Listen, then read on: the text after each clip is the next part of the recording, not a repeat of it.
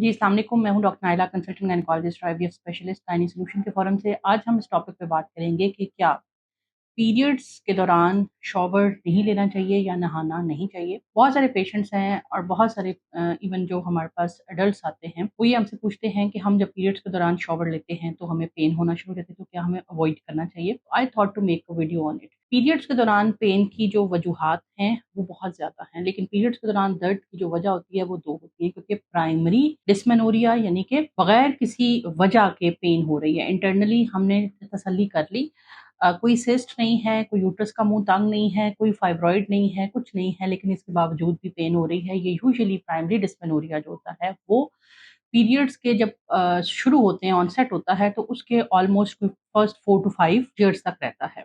इसकी जो basically cause होती है वो ये होती है इमैच्योर पिट्यूटरी हाइपोथैलेमस का एक्सेस, यानी कि जो हार्मोन्स की जो रेगुलैरिटी होती है उसमें साइकिल में पहले 15 दिन के लिए हार्मोन्स ऐसे आते हैं जो कि यूट्रस की अंदरूनी दीवार को थिक करते हैं।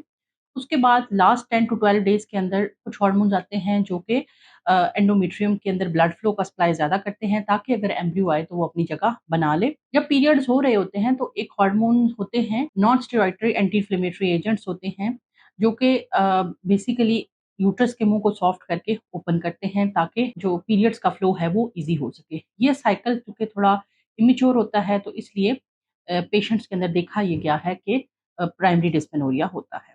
तो इन सारे साइकिल के अंदर शॉवर का कोई रोल नहीं है। शॉवर पीरियड्स के दौरान बिल्कुल लेना चाहिए, इससे आपकी हाइजीन बेहतर होती है। मैं अपने पेशेंट्स को ये बताती हूँ कि blood is the best culture जिसके ऊपर बैक्टीरिया ग्रो करते हैं, क्योंकि इसके अंदर बहुत सारी मिनरल्स, विटामिन्स होते हैं और बैक्टीरिया की ग्रोथ किसी भी चीज़ से ज़्यादा जो है वो रैपिडली होती है ब्लड के ऊपर। तो अगर आप अपनी हाइजीन को मेंटेन नहीं रखेंगी और इस दौरान आप जो है वो अ, खुदा न खास्ता कोई आपको इन्फेक्शन हो जाता है, तो वो विजाइना के ज़रिए से ऊपर तक जा सकता है। इसलिए पीरियड्स के दौरान अगर आप आम रूटीन में कम शावर ले रहे हैं, तो पीरियड्स के दौरान आपको अपनी हाइजीन मेंटेन करना ज़्यादा ज़रूरी है।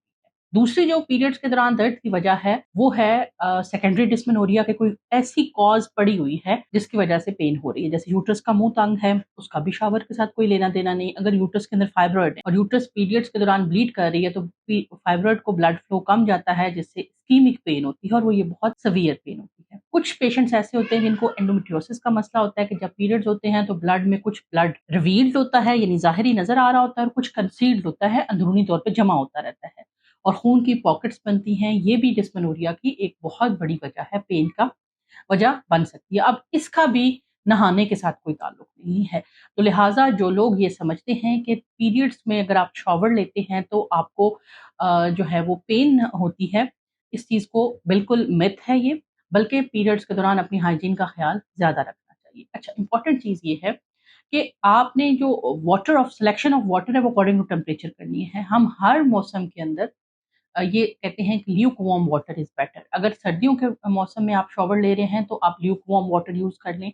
गर्मियों में इवन आप कोल्ड शावर्स भी ले सकते हैं। लेकिन पीरियड्स के दौरान हम बहुत ज़्यादा कोल्ड शावर्स या बहुत ज़्यादा हॉट शावर्स को रिकमेंड नहीं करते। Luke warm water is always recommended, ताकि आपकी जो बॉडी का ओवरऑल जो टेम्परेचर और थर्मोरेगुलेशन है वो अफ़ेक्ट ना हो। लिहाज़ा ये बात तमाम तर स्टडीज़ से, तमाम तर एक्सटेंसिव चीज़ों से साबित हो चुकी है कि पीरियड्स के दौरान शावर का दर्द के साथ कोई ताल्लुक नहीं है और ना ही ये दर्द की वजह बनता है।